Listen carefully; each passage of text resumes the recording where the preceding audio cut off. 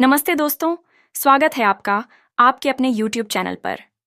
आज हम आपको एक ऐसी कहानी सुनाने जा रहे हैं जो न केवल भक्ति और श्रद्धा की मिसाल है, बल्कि न्याय, संयम और इंसानियत का एक अनोखा संगम भी है। दोस्तों, वीडियो शुरू करने से पहले एक छोटी सी गुजारिश।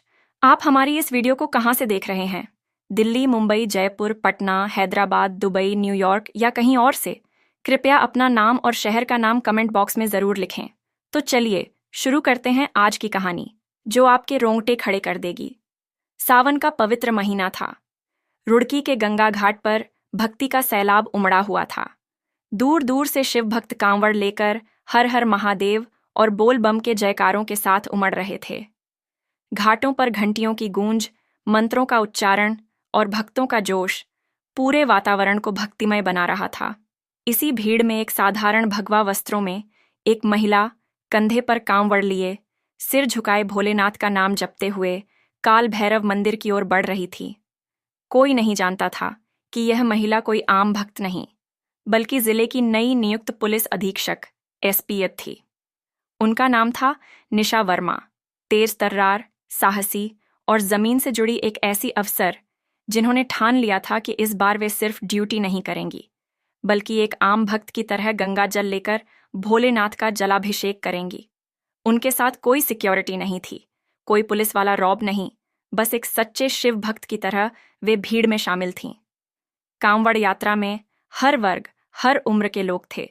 कुछ परिवार के साथ, कुछ अकेले, तो कुछ समूह में भजन गाते हुए चल रहे थे।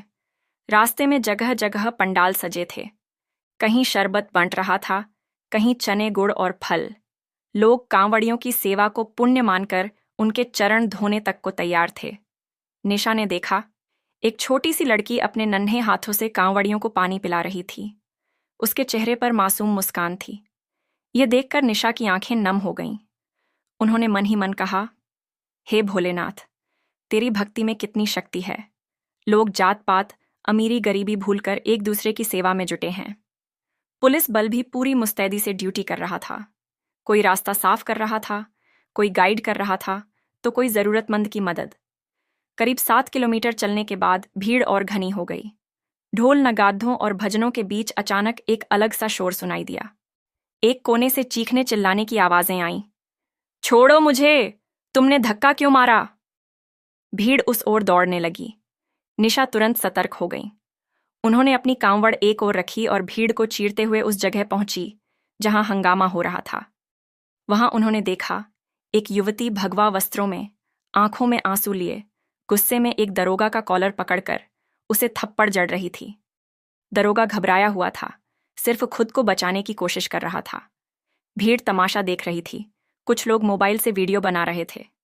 निशा ने गुस्से को काबू में रखते हुए दोनों को अलग किया और युवती से पूछा, बताइए बहन, क्या हुआ? युवती कांपते हुए बोली, दीदी, इस दरोगा ने जानबूझकर मुझे धक्का दिया। मैं गिर गई, मेरी कांवड़ टूट गई। ये शिव भक्तों की सेवा करने आए हैं या अपमान करने? निशा ने दरोगा की ओर देखा। वह पसीना पोंछते हुए बोला, मैडम, मैं तो ड्यूटी कर रहा था, भीड़ बहुत थी।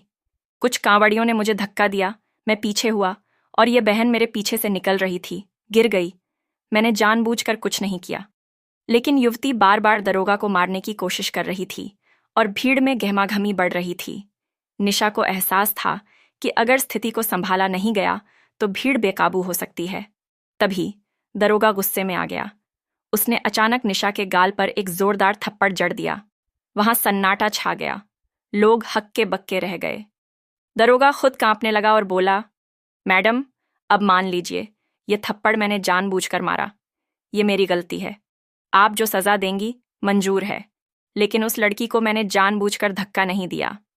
निशा के गाल पर लाल निशान उभर आया, लेकिन उनकी आंखें शांत थीं। उन्होंने धीरे से कहा, क्या तुम जानते हो मैं कौन हूं? दरोगा ने सिर हिलाकर कहा, नहीं मैडम। निशा बोली, मैं इस जिले की नई एसपी हूं। ये सुनते ही दरोगा के पैरों तले जमीन खिसक गई। वह झट से जमीन पर बैठ गया, हाथ जोड़कर माफी मांगने लगा। मैडम, मुझसे भूल हो गई, मुझे माफ कर दीजिए। भीड़ में कुछ लोग दरोगा को लानत देने लगे।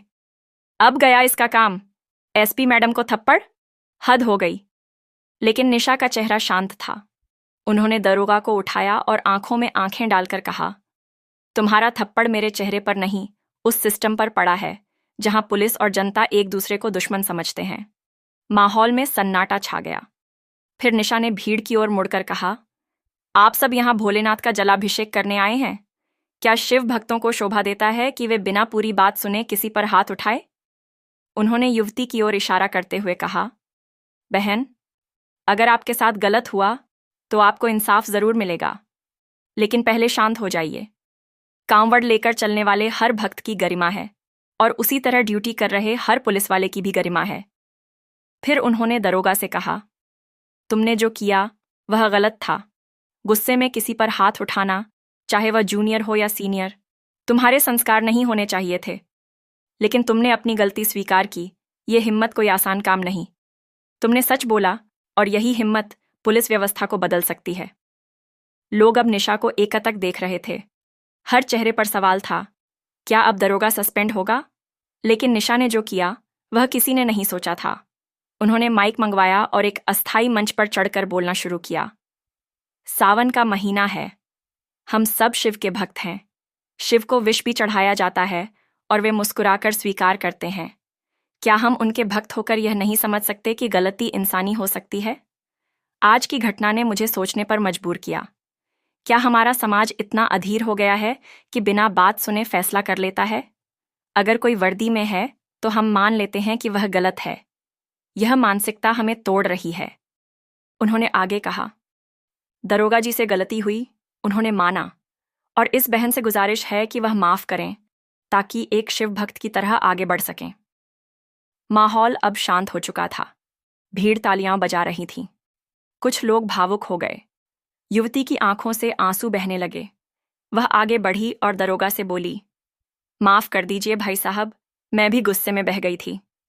दरोगा ने उसकी कांवड़ उठाकर उसे थमाई और बोला, माफ करना बहन, मैं नहीं चाहता था कि तुम्हारा जल गिरे। भोलेनाथ तुम्हारी रक्षा करें। यह देखकर निशा की आंखों में गर्व की चमक थी। यह था असली भारत, असली भक्ति और असली इंसानियत। उन्होंने फिर सबको संबोधित किया, मैं चाहती हूं कि यह कांवड़ यात्रा सिर्फ भक्ति की यात्रा न रहे, बल्कि शांति, समझदारी और सहनशीलता का प्रतीक बने। जब हम नंगे पांव कांवड़ लेकर चलते हैं तो हमें दूसरों की तकलीफ भी महसूस होती है। न हम किसी को पीड़ा दें, न किसी से लड़ें। अगर गलती दिखे तो शांति से बात करें, हिंसा न करें। पुलिस बल को संबोधित करते हुए उन्होंने कहा, आप यहां सुरक्षा के लिए हैं, सम्मान के लिए नहीं। अपने आचरण से पुलिस की इज्जत को ऊंचा उठाए। गलती किसी की भी हो सकती है, लेकिन उसका समाधान शांति से निकाला जा सकता है। घटना के बाद माहौल शांत हो गया। जो लोग पहले तमाशा देख रहे थे, वे अब दूसरों की मदद कर रहे थे। निशा ने फिर अपनी कांवड़ उठाई, माथे पर गंगाजल छिड़का और शिव का नाम जपते हुए यात्रा में शामिल हो गईं। उनके साथ चलने वाले कांवड़ियों की आंखों में अब सम्मान के साथ अपनापन था। कोई उन्हें दीदी कह रहा था, कोई बहन जी, और कोई चुपके से उनकी कांवड़ में फूल डाल रहा था। यात्रा अब और गहरी हो चली थी। लोग केवल शोर नहीं कर रहे थे, बल्कि व्यवस्था में सहयोग कर रहे थे। कई युवाओं ने स्वयंसेवक समूह बनाए। कोई भीड़ संभाल रहा था, कोई बुजुर्गों को सहारा दे रहा था। ऐसा लग रहा था जैसे एक घटना ने कांवड़ यात्रा की आत्मा को जगा दिया हो। कुछ दूरी पर निशा को वहीं दरोगा फिर मिला। इस बार वह लोगों को लाइन में लगवा रहा था, बार बार हाथ जोड़कर बोल रहा था, भाइयों, एक एक करके चलिए, किसी को धक्का न लगे। यह देखकर निशा को लगा कि सच्चा सुधार सजा से नहीं, आईना दिखाने से होता है। रास्ते में एक बुजुर्ग पुरुष ने निशा को रोककर कहा, बेटी, तुम्हारे जैसे अफसर हों तो हर कांवड़िया चैन से भोलेनाथ तक पहुंच जाएगा। निशा ने उनके चरण छुए और बोली, मैं यहाँ अफसर नहीं, भक्त बनकर आई हूं। हर भक्त मेरी तरह पूज्य है। एक छोटा लड़का उनके पास आया और बोला, मम्मी कह रही थीं, आप बड़ी पुलिस वाली हैं, पर आप तो हमारी तरह चल रही हैं। निशा ने उसे गोद में उठाया और बोली, बेटा, भगवान के दरबार में सब बराबर हैं। यह सुनकर वहां मौजूद हर भक्त के चेहरे पर शांति और गर्व की भावना थी।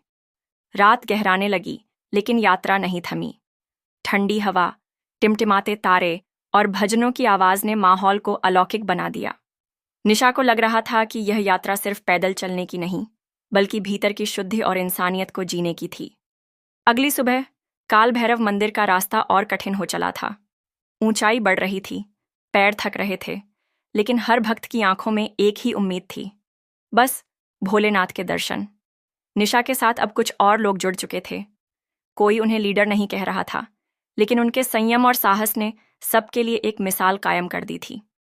रास्ते में एक वृद्ध महिला को कांवड़ ले जाने में तकलीफ हो रही थी। निशा ने उनका कांवड़ अपने कंधे पर लिया। महिला ने विरोध किया, बेटी, तुम तो बड़ी अफसर हो। निशा ने मुस्कुराकर कहा, बुआ, कांवड़ उठाने से पहले यह नहीं सोचा कि किसके लिए उठाऊंगी। आज आपके लिए सही। ये सुनकर महिला ने आशीर्वाद दिया, भोलेनाथ तुझे हमेशा सेवा का वरदान दें। कुछ दूरी पर कुछ युवक तेज डीजे बजा रहे थे, जिससे भक्ति का माहौल बिगड़ रहा था। निशा ने उन्हें समझाया, भाइयों, मस्ती और भक्ति में फर्क है। सच्ची भक्ति सेवा में है। युवकों ने डीजे बंद किया और पानी बांटने लगे। दोपहर तक निशा और सैकड़ों भक्त काल भैरव मंदिर के नजदीकी गांव पहुंच गए। वहां एक बड़ा पंडाल था, जहां भोजन और विश्राम की व्यवस्था थी। निशा ने देखा, एक महिला पुलिसकर्मी के पैर में छाले पड़ गए थे। उन्होंने खुद उसके पैर धोए और दवा लगाई। यह देखकर सब भावुक हो गए। महिला बोली, मैडम, आज पहली बार किसी अफसर को अपने जैसा पाया। निशा ने कहा, अफसर वही जो अपने साथियों का दर्द महसूस करे। जैसे ही मंदिर की घंटियां सुनाई दीं, भक्तों के कदम तेज हो गए। निशा ने अपनी कांवड़ माथे से लगाई, आंखें बंद कीं और भोलेनाथ का नाम जपने लगीं। मंदिर के गर्भगृह में जलाभिषेक के लिए लाइन थी। पुजारियों ने उन्हें विशेष स्थान देने को कहा, लेकिन निशा ने मना कर दिया, मैं भी एक भक्त हूं, अलग क्यों? घंटों की थकान के बावजूद वे लाइन में खड़ी रहीं। जब उनका नंबर आया, उन्होंने गंगाजल से शिवलिंग का अभिषेक किया। उनकी आंखों से आंसू बहने लगे, समर्पण और संतोष के आंसू। उन्होंने कुछ मांगा नहीं, बस कहा, भोलेनाथ, यह अवसर देने के लिए धन्यवाद। अभिषेक के बाद उन्होंने ध्यान किया। वे एक अफसर नहीं, एक बेटी, बहन और जागरूक नागरिक थीं, जो जानती थीं कि समाज को दिशा देने के लिए कानून के साथ भावनाएं भी चाहिए। मंदिर से बाहर निकलते ही उन्हें वही युवती मिली। उसने निशा के पैर छुए और बोली, दीदी, आपने सिखाया कि सच की लड़ाई समझदारी से लड़ी जाती है। निशा ने उसे गले लगाया और बोली, माफ करना सीख लिया तो भोलेनाथ का आशीर्वाद सदा रहेगा। यात्रा पूरी होने के बाद निशा लौटने लगी। उनके जिले में अब लोग उन्हें सिर्फ अफसर नहीं, अपनी दीदी मानने लगे थे। मीडिया ने भी इस घटना को खूब उछाला। पत्रकारों ने पूछा, आपने इतना कठिन निर्णय क्यों लिया? निशा ने कहा, पुलिस अगर व्यवस्था का चेहरा है तो उसे समाज की आत्मा भी बनना होगा। कुछ ही दिनों में यह कहानी स्कूलों, सोशल मीडिया और मंचों पर चर्चा का विषय बन गई। निशा के प्रयास ने पुलिस और जनता के बीच एक नया पुल बनाया, जिसकी नींव प्रेम, समानता और सहनशीलता थी। ऑफिस लौटकर निशा ने देखा, उनकी मेज पर वही बुजुर्ग द्वारा दी गई रुद्राक्ष की माला थी। उन्होंने उसे उठाया, आंखें बंद कीं और बोलीं, भोलेनाथ, जब तक सांस है सेवा करती रहूं। फिर उन्होंने एक फाइल पर दस्तखत किए, जिसमें लिखा था, जनता और पुलिस के बीच बेहतर संवाद के लिए हर सावन में सेवा संपर्क अभियान चलाया जाएगा।